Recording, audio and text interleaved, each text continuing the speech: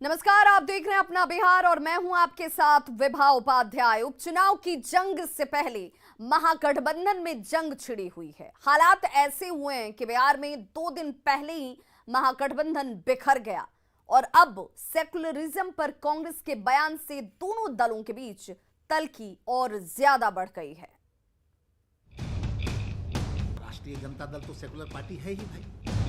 RSS के लोग कांग्रेस में घुस करके कांग्रेस को दीमक की तरह चाट रहे हैं। सेकुलर पार्टी राष्ट्रीय जनता दल है तो उनको लगता होगा कि हाँ साहब, हमको सेकुलर वोटों का ध्रुवीकरण होगा, हम चुनाव जीत जाएंगे।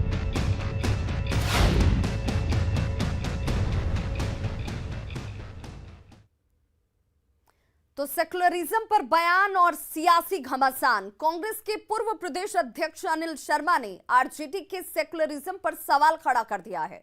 कांग्रेस नेता अनिल शर्मा ने पूछा है कि भागलपुर दंगे के आरोपी को बचाने के लिए क्या आरजेडी को सेकुलर कहा जाए। वहीं अनिल शर्मा ने यह भी कहा कि आरजेडी से ज्यादा सेकुलर जेडीयू है। 2005 तक भागलपुर दंगे के लिए जो कमीशन बैठा था, उस कमीशन की रिपोर्ट पर दोनों सरकार, राबड़ी लालू सरकार बैठी रही दबा करके। तो सेकुलर तो है ही, सेकुलर तो वो है ही राष्ट्रीय जनता दल। जो भागलपुर के दंगे का जो सबसे बड़ा मुख्य अभियुक्त था कामेश्वर यादव, उसको राबड़ी सरकार ने सद्भावना का अवार्ड दिया, तो सेकुलर पार्टी तो वो है ही, है ना। तो स्वाभाविक रूप से चूंकि सेकुलर पार्टी राष्ट्रीय जनता दल है तो उनको लगता होगा कि हाँ साहब, हमको सेकुलर वोटों का ध्रुवीकरण होगा, हम चुनाव जीत जाएंगे। तो निश्चित रूप से मैं राजद से ज़्यादा जदयू को सेकुलर इसलिए मानता हूं कि भारतीय जनता पार्टी के साथ रहकर भी नीतीश कुमार ने और जदयू ने बराबर सेकुलर इश्यूज पर कोई समझौता नहीं किया। देखिए, ये सियासत है और सियासत में बयानों के मायने होते हैं। कांग्रेस के इस बयान पर आरजेडी ने अपनी तीखी प्रतिक्रिया दी है और कहा कि कांग्रेस के कुछ नेता पार्टी को दीमक की तरह चाट रहे हैं। लोग कांग्रेस में घुस करके कांग्रेस को दीमक की तरह चाट रहे हैं। अब जितने लोग ये सब अनर्गल बयानबाजी कर रहे हैं, अनाप शनाप बकबक कर रहे हैं, और असली लड़ाई जो संविधान बचाने की, लोकतंत्र बचाने की लड़ाई है, इस लड़ाई को कमज़ोर करने में लगे हैं, वो 2 नवंबर के बाद सब पार्टी से निकाल दिए जाएंगे। वहीं जेडीयू ने अनिल शर्मा के बयान पर कहा है कि नीतीश कुमार का काम और छवि ऐसी है कि उनकी तारीफ विरोधी भी करते हैं। ये बातें हमारे विरोधी भी जानते हैं और समय समय पर हमारी विरोधी पार्टियां भी आदरणीय नीतीश कुमार जी के लिए यह बातें कहती रहती हैं, क्योंकि बिहार की आम आवाम, देश की आम आवाम इस बात को बखूबी महसूस करती है। इधर बीजेपी ने अनिल शर्मा के बयान पर कहा है कि 1990 में बीजेपी के सहयोग से ही लालू सीएम बने। वहीं नीतीश कुमार भी बीजेपी के सहयोग से ही सीएम हैं, लेकिन लालू ने जहां सत्ता पाने के बाद परिवार के लिए काम किया, वहीं नीतीश कुमार ने जनता के लिए काम किया है। भाजपा के लिए नीतीश कुमार है, भाजपा नीतीश कुमार को चुनेगी, इसलिए कि नीतीश कुमार ने अपने परिवार का विकास नहीं किया है, बिहार का विकास किया है, और आदरणीय लालू जी ने अपने परिवार का विकास किया है, बिहार का सत्यानाश किया है। देखिए, उपचुनाव से पहले कांग्रेस के इस बयान के मायने को समझना जरूरी हो जाता है। उपचुनाव से पहले महागठबंधन बिखर चुका है। आरजेडी और कांग्रेस सेकुलरिज्म का ही हवाला देती हैं। दोनों ही सीटों पर दोनों ही पार्टियों के उम्मीदवार हैं। वोटों के लिए दोनों ही पार्टियों को मुद्दा चाहिए। कन्हैया कुमार के कांग्रेस में आने के बाद पार्टी अब आक्रामक नजर आती है और इन बयानों को इसी संदर्भ में जोड़कर देखा और समझा जा रहा है। और अब बात लालू प्रसाद के बिहार आगमन की।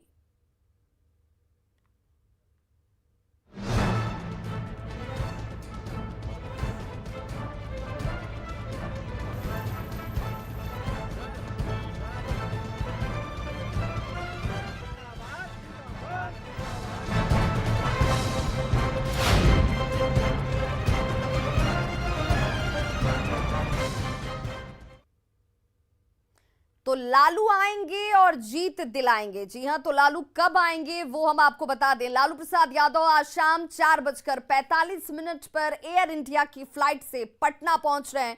4:45 पर यह फ्लाइट दिल्ली से पटना के लिए उड़ान भरेगी और करीब 90 मिनट की उड़ान के बाद ये पटना पहुंचेगी। लालू प्रसाद के साथ उनकी बेटी मीसा भारती और पत्नी राबड़ी देवी मौजूद रहने वाले हैं। माना यह जा रहा है कि लालू प्रसाद बिहार में होने वाले उपचुनाव में दोनों ही सीटों पर प्रचार कर सकते हैं। लालू प्रसाद के आगमन की खबर से आरजेडी नेता हों या फिर कार्यकर्ता बेहद उत्साहित हैं। दिल्ली से संवाददाता अमितेश कुमार की यह रिपोर्ट देखिए। आरजेडी के राष्ट्रीय अध्यक्ष लालू प्रसाद यादव आज दिल्ली से पटना जा रहे हैं। अभी मीसा भारती जो कि उनकी बेटी है, राज्यसभा सांसद, दिल्ली के पंडारा पार्क स्थित उनके आवास पर ही हैं। लगातार लालू प्रसाद यादव जब जनवरी महीने में ही दिल्ली आए थे और एम्स में शिफ्ट हुए थे, उनको शिफ्ट कराया गया था, वहाँ उनका इलाज चल रहा था। उसके बाद जब उनको जमानत मिली तो जमानत के बाद दिल्ली स्थित जो मीसा भारती का सरकारी आवास है वहीं पर लगातार रह रहे हैं। लेकिन आज लालू प्रसाद यादव पटना पहुंचेंगे। जो आरजेडी के कार्यकर्ता हैं, जो उनके समर्थक हैं, चाहने वाले हैं, उनका इंतजार खत्म हो रहा है।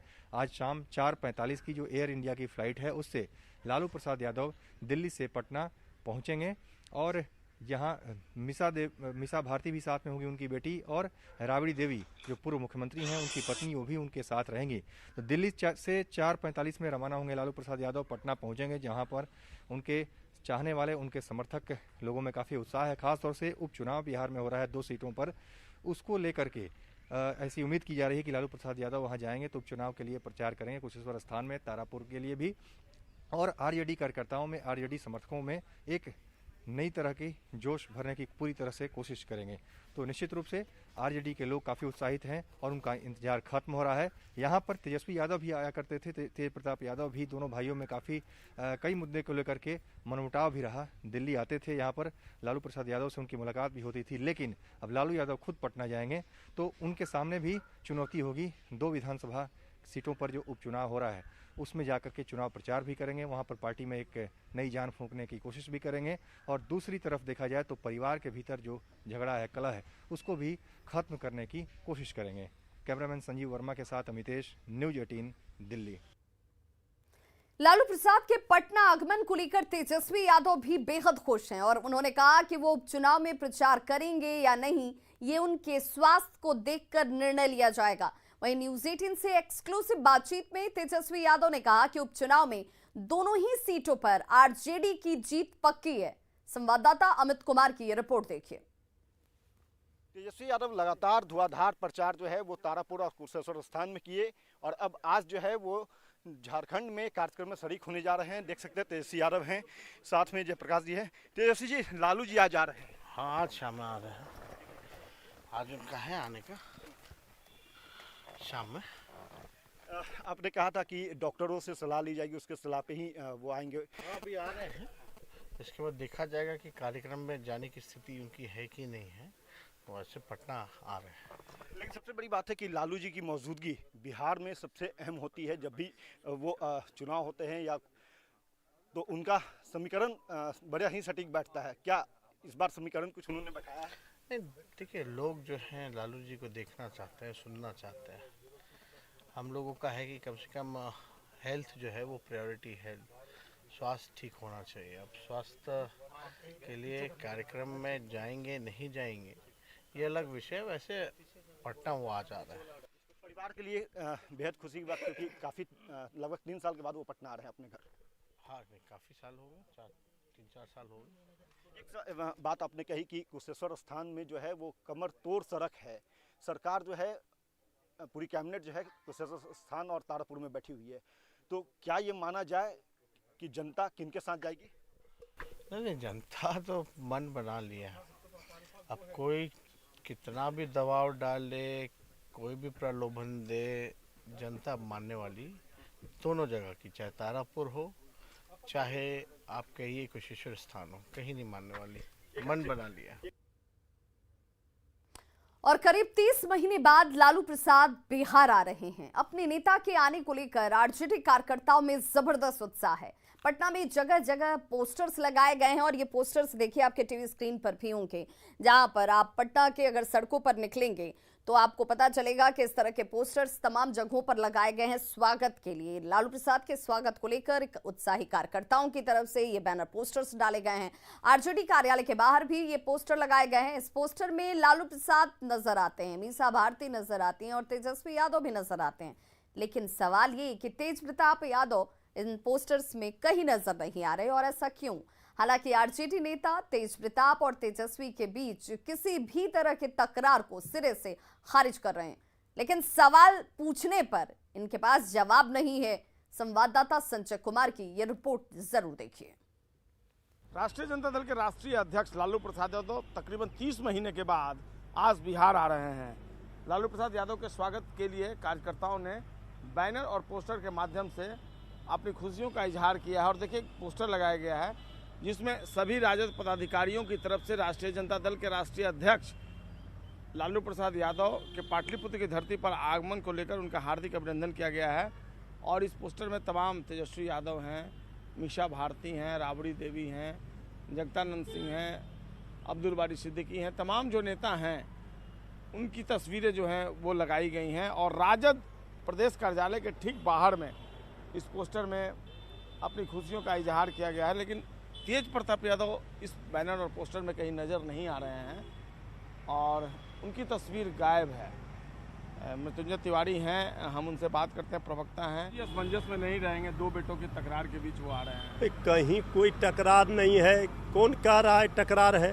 दोनों एक हैं। तो दोनों एक हैं। परिवार में, आपके परिवार में, हमारे परिवार में भी एक जगह बर्तन रहता है, धनमन होता है। जो असली लड़ाई है वहाँ कमजोर करने के लिए, ध्यान भटकाने के लिए लोग इस तरह की बात करते हैं। अगर आपकी बात मान भी ले मृत्युंजय जी, तो इस पोस्टर में तेज प्रताप यादव जी कहीं झलक नहीं रहे। देखिए, पोस्टर की राजनीति को आप दरकिनार कर दीजिए। सरजमी की हकीकत क्या है इसको समझिए। आदरणीय लालू प्रसाद जी आज आ रहे हैं, सब लोग खुश हैं, उत्साहित हैं। ये हमारे लिए सबसे बड़ा ऊर्जा का काम करेगा। और जो दोनों सीटों पर चुनाव है, वो चुनाव में हम क्लीन स्वीप करने जा रहे हैं। इसी बात का हमारे विरोधियों का होश उड़ा हुआ है इसी बात को लेकर। तो बिल्कुल, मृत्युंजय तिवारी जी प्रवक्ता हैं राजद के, और इनका ये कहना है कि लालू प्रसाद यादव बिहार आ रहे हैं, यही हम लोगों के लिए सबसे बड़ी बात है। बहरहाल लालू प्रसाद यादव चुनाव प्रचार के लिए भी जाने वाले हैं और देखना होगा कि जब 2 विधानसभा उपचुनाव में लालू प्रसाद यादव चुनाव प्रचार के लिए निकलेंगे तो उनके पार्टी के कार्यकर्ताओं में और उनके जो दोनों प्रत्याशी हैं तारापुर में और कुशेश्वर स्थान में, उनके लिए लालू प्रसाद यादव की चुनावी सभा कितना कारगर हो पाती है। कैमरा पर्सन दीपक के साथ संजय कुमार, न्यूज़ 18 पटना। और इस वक्त एक बड़ी खबर भागलपुर के नवगछिया से आ रही है, जहां शराब पीने से एक शख्स की मौत की बात सामने आई है। मामला बेहपुर प्रखंड के बेहपुर दक्षिण पंचायत का बताया जा रहा है। नवगछिया में शराब पीने से एक शख्स की मौत हुई है। कपिल रविदास नाम के व्यक्ति की मौत की खबर भागलपुर से आ रही है। बताया जा रहा है कि बीती देर रात शराब पीने से कपिल रविदास उर्फ कापो की मौत हो गई। मृतक के बड़े भाई पप्पू रविदास ने बताया कि दोपहर करीब 12 बजे पंचायत चुनाव में वार्ड सदस्य पद पर चुनाव लड़ रहे तेजू रविदास और उसके दोस्त संतोष दास ने अपने घर पर ले जाकर कपिल रविदास को शराब पिलाई। जब कपिल रविदास नशे में बेहोश हो गया तो दोनों ने सोनवर्षा दोमुही चौक पर उसे छोड़ दिया और फरार हो गए। बताया जाता है कि जब उसकी हालत ज्यादा खराब हो गई तो उसे इलाज के लिए बेहपुर के निजी क्लिनिक में भर्ती कराया गया, जहां उसे मायागंज रेफर किया गया, लेकिन रास्ते में ही उसकी मौत हो जाती है। फिलहाल पुलिस इस मामले की जांच में जुट गई है। दारू में जे छै ने दू जुग के ने जे वार्ड में खड़ा भेलो छै, ओमे जाके दारू पील के तेजू दास ने और संतोष दास ने दोनों जाके हमरा भैया के 12-1 बजे दारू जाके पीलबे लागले। पीला के ओकरा छोड़ी के चौका दुमही चौका पर जे छोड़ला के बाद जे छै उल्टी 10 करलके में पूरा भाई जे छै ने मायागंज लागल छै। पहले लागले गौतम डॉक्टर लग, यहाँ जे छै नहीं सक्सेस गछल के पूरा भेल के मायागंज गेले। मायागंज से हमरा भैया छोटका फोन कर, हमरा भैया छै साथ में कल के की डेट ये सत्यापन कराया जा रहा है। ये बात सामने आई है, उसका पीएम रिपोर्ट आएगा, उसका हम लोग पूरे जांच हम कांड दर्ज कर लिया है। अब आगे पीएम रिपोर्ट है और जांच करेंगे तो फिर कह पाएंगे कैसे उनकी मृत्यु हुई। अभी कुछ कहना प्रीमेच्योर होगा। और इस घटना के बाद कई सवाल उठ रहे हैं। सवाल ये उठता है कि क्या शराब पीने से कपिल रविदास की मौत हुई है? कपिल की मौत के लिए आखिर जिम्मेदार कौन है? और क्या पंचायत चुनाव में शराब बांटी जा रही है, पिलाई जा रही है? शराब पिलाने वालों की उम्मीदवारी क्यों नहीं जाती है, यह भी एक बड़ा सवाल। और शराब तस्करों पर कार्रवाई क्यों नहीं? शराबबंदी है बिहार में, पूर्ण शराबबंदी वाले राज्य में शराबबंदी के बावजूद क्यों यह कारोबार चल रहा है, यह भी एक बड़ा सवाल। वहीं बड़ी खबर अरवल से आ रही है। करपी के बसन बिघा के बूथ संख्या 138 पर झड़प हुई है। मतदान को लेकर दो गुट आपस में ही उलझ गए हैं। सूचना मिलने के बाद डीएस और एसपी मौके पर पहुंचे हुए हैं। ये बड़ी खबर इस वक्त अरवल से, जहां पर पंचायत चुनाव के 5वें चरण में आज वोटिंग हो रही है और दो गुट आपस में ही उलझ गए। झड़प की खबर सामने आने के बाद देखिए हालात को कंट्रोल में करने के लिए इस वक्त एसपी मौके पर मौजूद है, समझाने की कोशिश की जा रही है। हालांकि नोकझोंक और इस झड़प के पीछे की वजह क्या रही है अभी खुलकर सामने नहीं आया। करपी के बसन बिघा बूथ संख्या 138 पर झड़प की खबर है।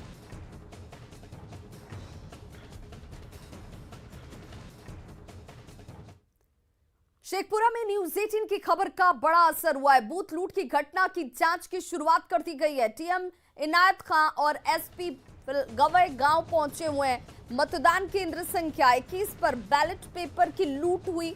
सामाजिक तत्वों की पहचान कर कार्रवाई के निर्देश दिए गए। तो न्यूज 18 ने इस खबर को दिखाया और उसके बाद आप देखिए इस पर संज्ञान लिया जाता हुआ कार्रवाई की जाती हुई। डीएम इनायत खान पहुंचे हुए हैं। मतदान केंद्र संख्या 21 पर बैलेट पेपर की लूट असामाजिक तत्वों की तरफ से की गई थी और अब इन असामाजिक तत्वों की पहचान की जा रही है और इन पर कार्रवाई की तैयारी।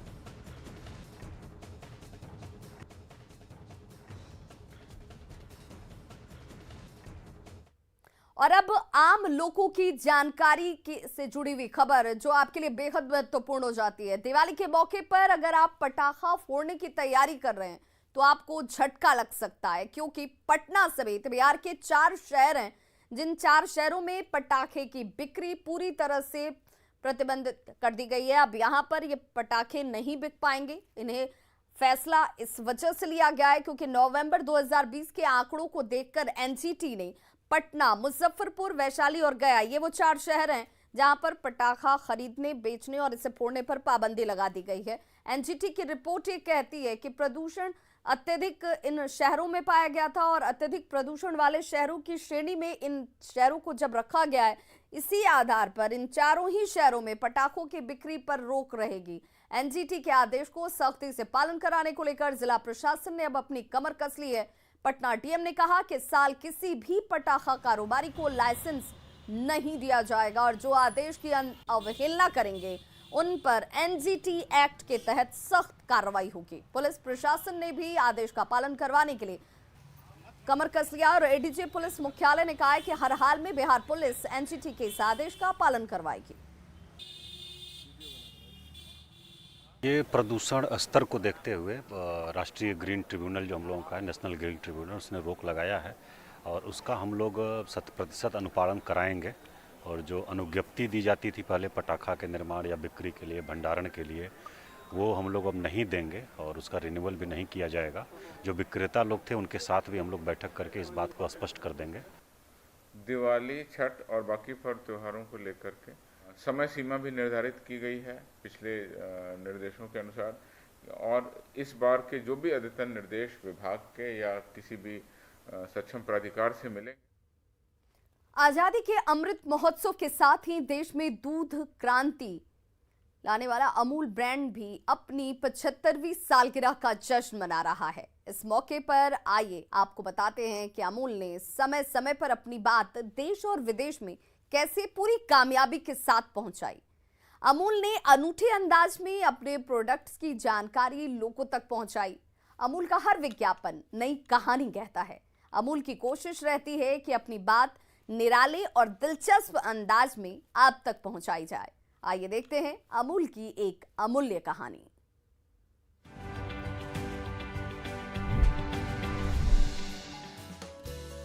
साल 2003 में जारी अमूल के जिस विज्ञापन की तस्वीर आप देख रहे हैं, उसमें भारत की राजनीति में महिला शक्ति का दबदबा दिखाया गया है।